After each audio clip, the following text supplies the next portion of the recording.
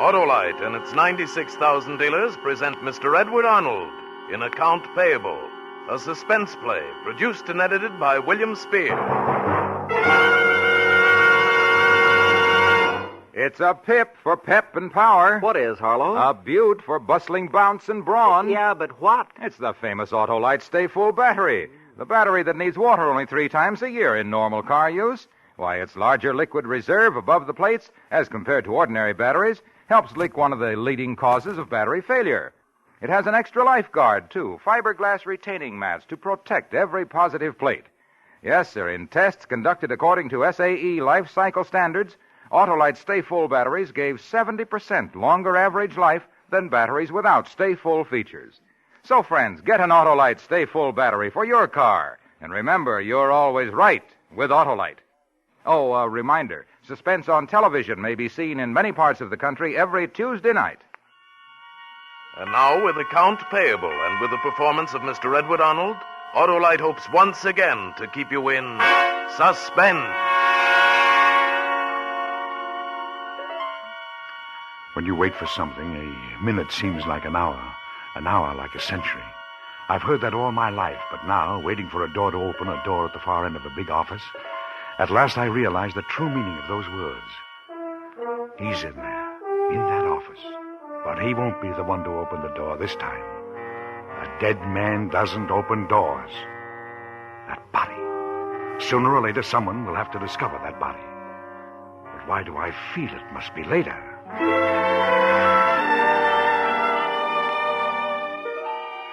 It seems like almost all my life I've watched Mr. Waterbury's door. The door at the far end of the office marked private. Bang open and that biting, snarling voice. Mr. Baker! Mr. Timothy Baker! Will you come in here? And I'd quickly lay down my pencil, take off my eye shade, pick up the accounts payable ledger, and walk the full length of the office. With all eyes upon me until I was at that impersonal, frosted glass door. As many times as I'd walked down that aisle, as well as I knew these people all around me, it still made me uncomfortable.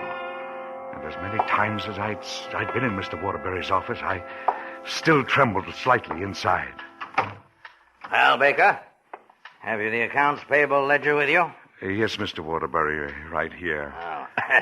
Draw up a chair, Baker. I want to go over these with you.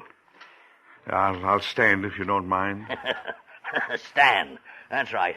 Those chairs are too heavy for you to move. That it? Too heavy.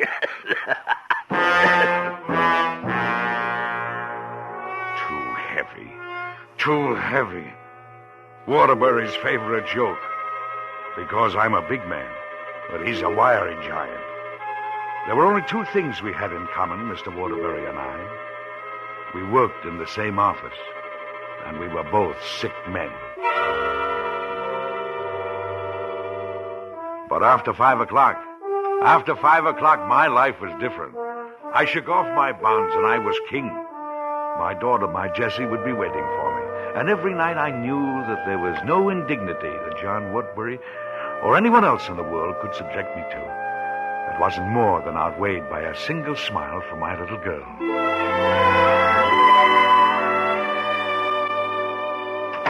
Jessie, darling. I'll be with you in a second, Dad. Dinner's all ready. All right, dear, I'll wash up. Here, kiss me. Oh, Kiss. get away from me. My face is all wet. Kiss. All right. There. Now, don't you affection until I'm fed and cared for. I got your favorite tonight. Lamb stew. Fine. Yes. There's only one place set, aren't you? Mr. Timothy Baker, how can you have such a brilliant, beautiful, thoughtful daughter when you're so absent-minded? Wednesday night, remember? Dinner date, remember? Fraternity party, remember? Oh, yes. Oh. I completely forgot. Tonight it is, huh? Well, and what time do you leave? Well, I'll have a cup of coffee with you, and then I'm going over to Margaret's house, and the boys will pick us up there. Ah, that's wonderful. At last. An evening alone. Oh. Peace and quiet. Baker, you won't know what to do with yourself. Well, you'll sit up and read a mystery book till I come home. And then you'll say, home already? Didn't you enjoy yourself? All right. You win. Who's taking you? I don't know. What? Won't know, in fact, until he picks me up at Margaret. Oh. Isn't it exciting? Yes, I'm sure. Well, all right. There's my napkin And sure enough, I was sitting up in bed with a mystery book when she came home. I heard her close the door and come up the stairs. Jessie? Dad, put down that book and get to sleep. Enjoy yourself? I had a wonderful time, Dad. Perfectly grand. It's 2 o'clock, and you've got to get up at 7, and so... Good night. Good night, dear.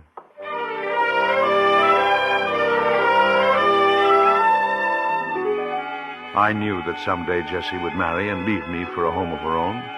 It didn't worry me, although I thought 20 was, well, a rather tender age. She was so shy this time. No mention of the boy. Just a new bloom in her cheeks. A distant look in her eyes. During the days that followed, I was practically living in the house by myself. Jess was so lost in her own little world. Then there was a black night. The night I heard the door slam. It wasn't like Jessie not to say good night, even if it was only a cold word through my closed door. I sat still for a moment, then put down my book and got out of bed. I could hear Jessie sobbing. I'm sorry. Good night, Dad. Jessie, what's the matter? Nothing, it's nothing. Jessie, darling, what's wrong? Oh, Dad, I'm so unhappy. Oh, there, sweetheart. What's the trouble? Nothing can be that bad. Nothing in the world should make you cry like that. It's Bill. And, oh, Dad, I'm so in love with him. I know it, and Oh, I see. You had a fight. Oh, no. No, he hasn't done a thing except be sweet and wonderful and thoughtful and kind. And... Well, then what's wrong? Hasn't he got a job? Well, he's studying. He'll be a doctor in about another year. No, it's not that. It's his father. His father? Yes, his father. He didn't know Bill was going with me. When he met me, when he bumped into us on the street by mistake, he even seemed to like me. Until... Until what? Come. Tell me. Oh, Dad, Bill's father is Mr. Waterbury. And when he found out I was your daughter, he... I felt the blood rush to my head and my body grow weak. Mr. John Waterbury. The daughter of a bookkeeper. Even his head bookkeeper wasn't fit for his son. His son was going to be a doctor. I felt myself growing dizzy. Oh, Dad, sit down. Huh? Oh, Dad, it's not another attack, is it? No, please no, sit I'm here. all right, I'm all right. Oh, I didn't mean to upset you. Oh, Dad. It's all right. I was prepared for the next day. I knew Mr. Waterbury would call me, and for the first time in my life, I was prepared to stand up to him. He could do what he wanted to me, but not to my Jessie. I'd quit. I'd take her to South America. Baker, come in here at once.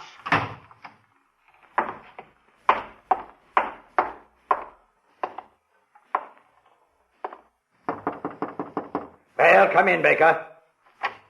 Yes, Mr. Waterbury. Close that door. Yes, Mr. Waterbury. Baker, how long have you worked for me? 22 years last November, sir. And this is how you pay me back. I don't understand. You understand. Baker, my son graduates from medical school in just 1 year. He'll do it without a wife. I won't have him getting serious with a girl, especially one who can do him no good.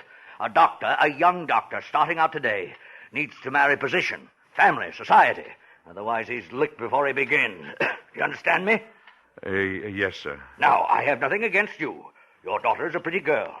But let her go with her own class. Let her stay in her own class. But, Mr. Waterbury... Yes. Yes. What is it? I didn't know she was going with your son. Well, she has been. And I won't have it, you hear?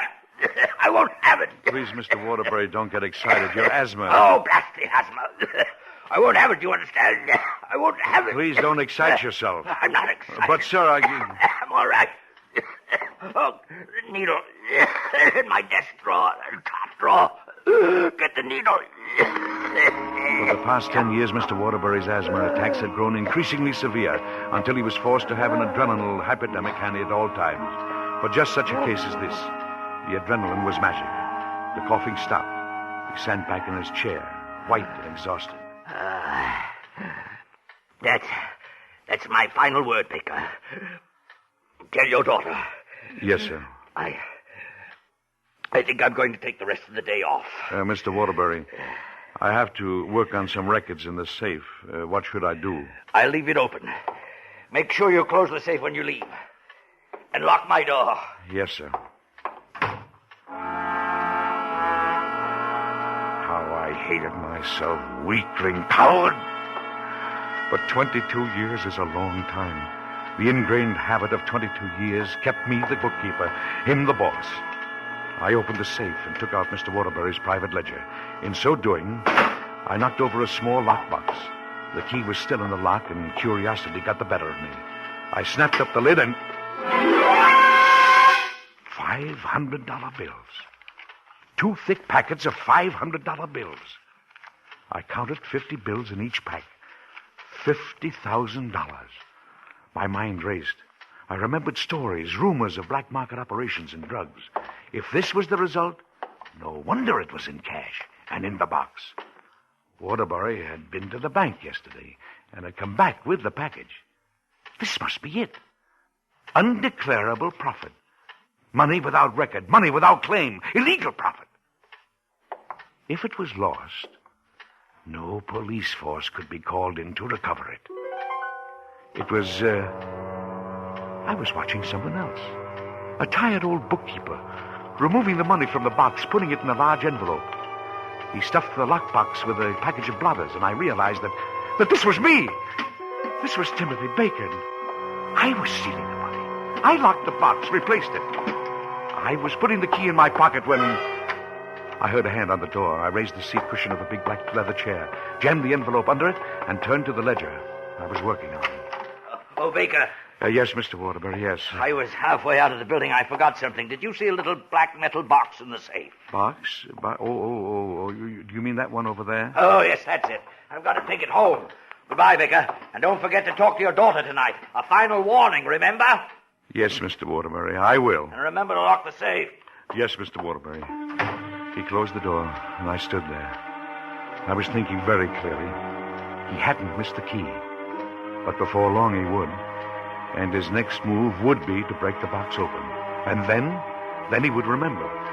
He would suspect me. That money was mine. I'd earned it. It would take me to South America. It would take us, Jesse and me, away from all the John Waterburys of the world. But I needed time. I had to get out before he discovered his loss. How?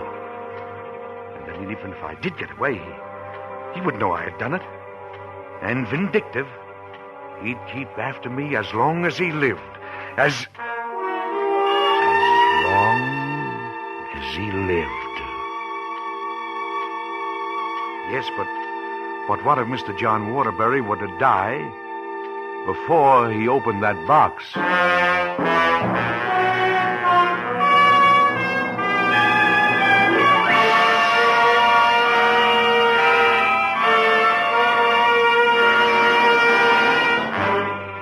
Autolite is bringing you Mr. Edward Arnold in Account Payable, tonight's production in radio's outstanding theater of thrills, Suspense.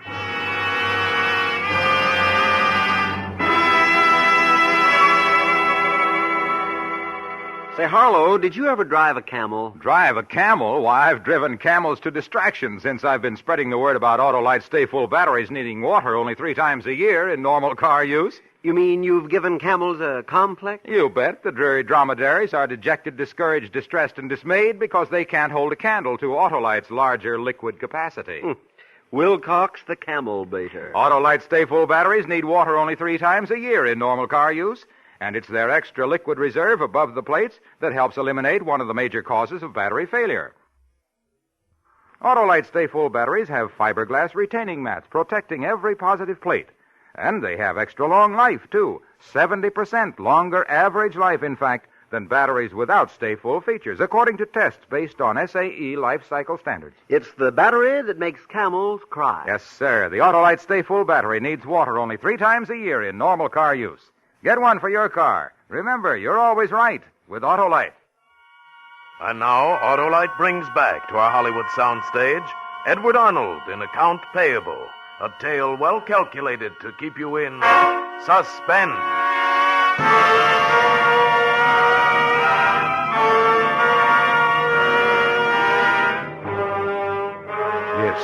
I had the solution. Mr. Waterbury would die, and I would have $50,000. A fitting retirement sum for 22 years of hard work. But how?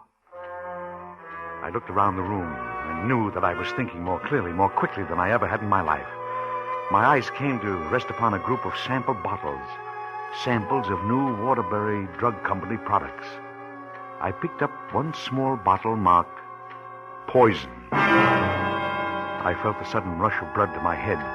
My body seemed to be floating, weak. I was perspiring, but something kept driving me to act, and act quickly. Poison. Poison. And how to administer it. How to... The hypodermic needle, of course.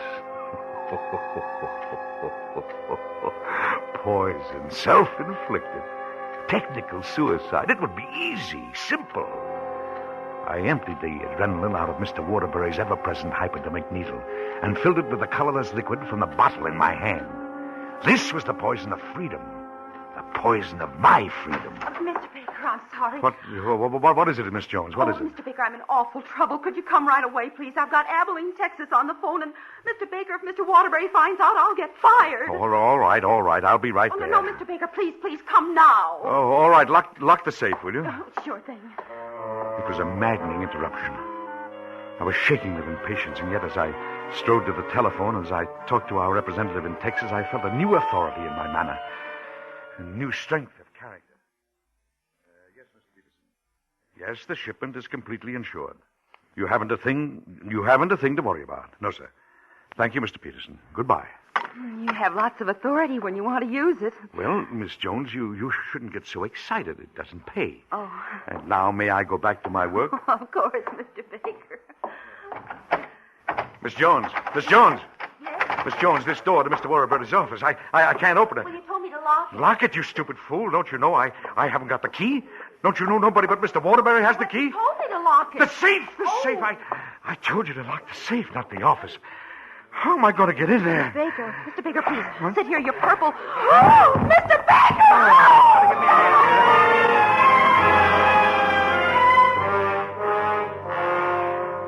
Yes, I had fainted. All I could visualize was that envelope under the cushion of a chair in Mr. Waterbury's office.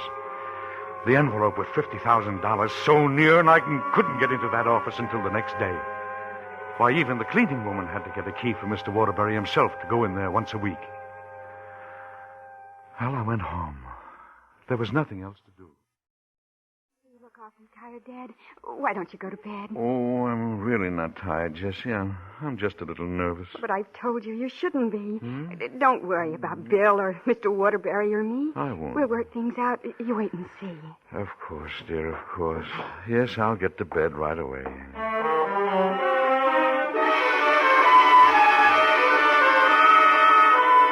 But it was no use. Sleep just wouldn't come. No, I could only think of Mr. Waterbury, of a lockbox without a key, $50,000 of the broken heart of my darling Jessie, and of a hypodermic needle filled with poison. Finally, it was morning, and I was in the office. Mr. Waterbury was in when I arrived, even though I came a half hour early. The reports were that Waterbury was raging mad. I waited on edge. Baker! Mr. Baker, will you come in here? Yes, sir. Baker, when you were working here yesterday, did you see that lockbox? Oh, of course, Mr. Waterbury. I handed it to you, don't you remember? That's not what I mean. Did you see the key? Key? Key, yes, the key to the box. Was it in the safe? I don't know what you're talking about, sir. I didn't see any key. You fool, didn't you see anything? No, sir. Oh, Baker, come here. Now, here is the safe. You examine it. I've got to find that key. I've been all through it. Do you hear? It's not there. Well, I'll look for it, Mr. Waterbury. Yes, you look there. Look here. Maybe it fell under here. I'm sorry. I can't find anything that even resembles a key. The telephone. I'll get it. Yes! This is John Waterbury. What? Oh, no. It can't be. Thank you. I'll find out about this right now. Baker! Do you know that Baker, my boy Bill... Mr. Waterbury. Needle. Get the needle. I started to open mechanically the desk drawer when I froze to the spot. Waterbury was writhing on the floor, gasping for breath, turning a deep red color. I couldn't move. His eyes started to bulge, and his face was contorted with agony. The drawer which held the hypodermic needle was half open in my hand when another thought flashed through my brain. Poison can be traced. Death from suffocation in the throes of an asthmatic attack could not be. Slowly, I closed the desk drawer and stood near Waterbury. He could hardly breathe. He gasped spasmodically. Years of incessant, brow-beating flashed before me as I watched him transfixed. Then, with one final convulsive gasp, he stopped breathing and fell back. I waited until every muscle spasm stopped. I reached over and felt his heart. And I knew that at last, Mr. John Waterbury was dead. As soon as I caught control of myself, I backed out of his office as though as I was still talking to him. Yes, Mr. Waterbury. I'll take care of those accounts payable right away, sir. Yes, sir. Mr. Baker, how is he? You look scared to death. Oh, he's bad this morning. Oh? Yes, really on the warpath. He said you're not to bother him under any circumstances. So don't let any calls through or anything until he gives you the go-ahead. Oh, don't worry. You couldn't get me inside that office. Not for anything. I don't blame you. I hope I never have to go in there again. I came back to my desk. An hour would give me time. An hour, and I can compose myself so that I can face that dead body on the floor without exposing myself. I need that hour. Peter Galloway, my assistant, came up to me a few moments ago and... Tim, did you go over that ledger of the old man's yesterday? Well, I didn't get too much chance, Peter. Miss Jones called me out of the office. Oh, yeah, I know. Miss Jones was in a jam again. You got locked out. Yeah, Yes, I remember. yes. Hey, it's lucky you didn't leave that accounts payable ledger in there. Oh, the old man would have blown his top. Yes, but he blew his top anyhow. Oh, yeah? I wonder what's eating him. I don't know. Well, I got to get to that ledger. Oh, I'll just have to go in and beard the lion in his den. No, you can't. What? Why not? I mean, you better wait an hour or so. I'll go in there in a little while and get it for you. Yeah, but I need it. There's something in there I need, too. Be a good boy, Peter. Have patience. You've got a wife and a family. You need your job. I've worked here for 22 years. I know Mr. Waterbury. Now, don't go in there just now. Well, okay, if you say so. What did you leave in there? Why, I left... Oh, just something personal. Oh, I see. Something personal. $50,000 that rightfully belonged to me. After Peter Galloway went back to his desk, I relaxed for a moment. And now Why am I so frightened? Sooner or later, someone will have to discover that body. But why do I feel that it must be later? Bill Waterbury, young Waterbury, my Jesse's bill just came in. Miss Jones is arguing with him. Look, Miss Jones, I know you're efficient. I know what a terror dad is, but this is important. But he doesn't want to be disturbed, Mr. Bill. I know his blood pressure's up, and I know what's causing it. I'm the doctor. When he sees me, he'll explode completely, or he'll calm down. I know. Did he get a phone call about 3/4 of an hour ago? Yes, I think he did. But he left instructions. Yeah, that he I was know not... who called him, and I know what his trouble is. You catch me if I come flying out. Won't even answer. Well, here goes. Mr. Baker, I was... Shut up. Oh. I'm sorry. I mean that... Can I have some help in here, please? It's Dad. He's passed out. Passed out? Here. Here, Galloway, you take his feet. We'll get him up off the floor. Here we go. Get him on. That's it. Here. You ought to get a pillow for his head. Tim, get a pillow. A pillow? Yeah, get anything. Miss Jones, Miss Jones, go get a glass of water. Yeah, how's it coming, Bill? Where can I find a pillow? I don't know. Take that cushion off the black leather chair. That'll do. The black leather chair? Yeah. Don't bother, Mr. Baker. What? I said don't bother. It isn't necessary. My father's dead. Dead? Must have had a bad attack and couldn't get to his adrenaline.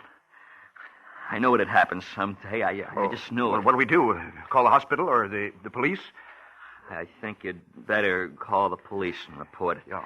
Mr. Baker, would you Would you please? Yes. Now, come on. Snap out of it, Tim. Tim, you're shaking like a leaf. Here, I'll do it. Tim! Mr. Baker, why, he's fainted again. What? No, he'll be all right. He's just fainted. Oh, get a doctor. Here, let me take care of him. I'm almost a doctor. I've got to take care of him. He doesn't know it, but he's my father-in-law. I married his daughter this morning. And how is he? Wait till I open his collar. Yeah.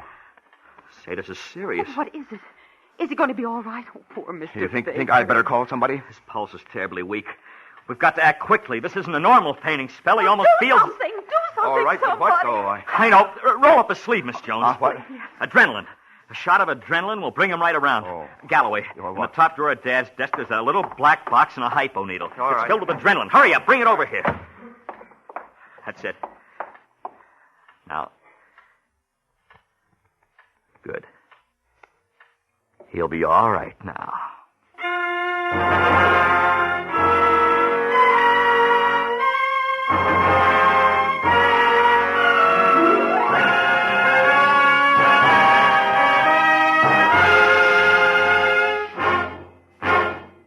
Suspense, presented by Autolite. Tonight's star, Edward Arnold. Oh, say, Mr. Arnold. Yes, Mr. Wilcox. I understand you own an orange ranch out San Bernardino way. That's right. Well, I'm glad to know that. My lad, you have a very commercial glint in your eye. What else? Anyhow, on an orange ranch, you're using batteries for trucks, tractors, and stuff like that there. Your English is wrong, but your assumption is correct. All right, come on. Give me the pitch on your Autolite Stay Full batteries. Well, time's limited here, Mr. Arnold, so I'll just repeat. Autolite Stay Full batteries need water only 3 times a year in normal car use. That's typical of the superiority Autolite builds into more than 400 products for cars, trucks, planes, and boats in 28 plants coast to coast. And you'll find the same dependable quality in the complete electrical systems Autolite makes for many of America's finest cars. Batteries, spark plugs, generators, starting motors, coils, distributors. All engineered to fit together perfectly, work together perfectly, because they're a perfect team. So, friends, don't accept electrical parts that are supposed to be as good. Ask for and insist on Autolite original factory parts at your service station, car dealer, garage, or repair shop.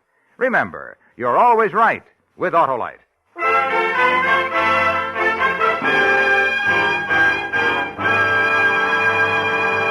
Next Thursday, for Suspense, our star will be Miss Betty Davis. The play is called Goodnight, Mrs. Russell. And it is, as we say... A tale well calculated to keep you in suspense. Tonight's Suspense play was produced and edited by William Spear and directed by Norman MacDonald. Music for Suspense is composed by Lucien Morawek and conducted by Lud Gluskin. Account Payable was an original radio play written by Robert Platt. Edward Arnold appeared by arrangement with Metro-Goldwyn-Mayer, producers of The Red Danube, starring Walter Pidgeon, Ethel Barrymore, and Peter Lawford. In the coming weeks, Suspense will present such stars as Victor Mature, Lucille Ball and Desi Arnaz, and Red Skelton. And don't forget, next Thursday, same time, Autolite will present Suspense, starring Betty Davis.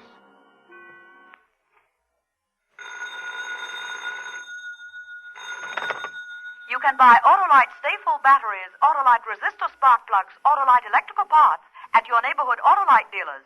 Switch to Autolite. Good night. The increased demand for community chest services indicates that those services are needed to help families in trouble.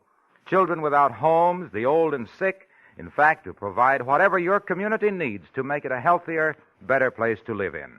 Give generously now to your local Community Chest Fund. This is CBS, the Columbia Broadcasting System.